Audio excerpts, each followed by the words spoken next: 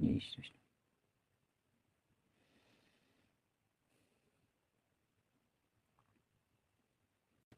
महात्मानस्तु मां पार्थ दैवी प्रकृतिमाश्रिताः भजन्त्यन्यन्यमनसो ज्ञात्वा भूतादिमव्ययम्।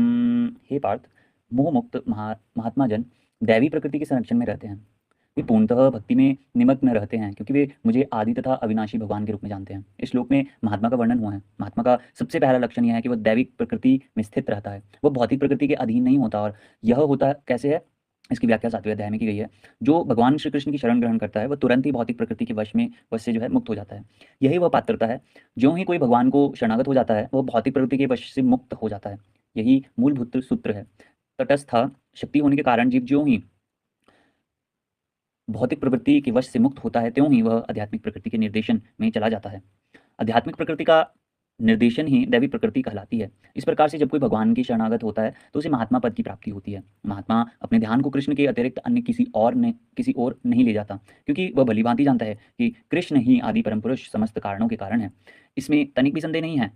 ऐसा महात्मा अन्य महात्माओं या शुद्ध भक्तों की संगति से प्रगति करता है। शुद्ध भक्त तो कृष्ण के अन्य स्वरूप यथा चतुर्भुज महाविष्णु रूप से भी आकृष्ट नहीं होते। वे ना तो कृष्ण के अन्य किसी रूप से आकृष्ट होते हैं, ना ही देवताओं या मनुष्यों के किसी रूप की परवाह करते हैं। वे कृष्ण भावनामृत में केवल कृष्ण का ध्यान करते हैं। वे कृष्ण भावनामृत में निरंतर भगवान की अविचल सेवा में लगे रहते हैं। जय श्री कृष्ण, जय श्री कृष्ण, जय श्री कृष्ण।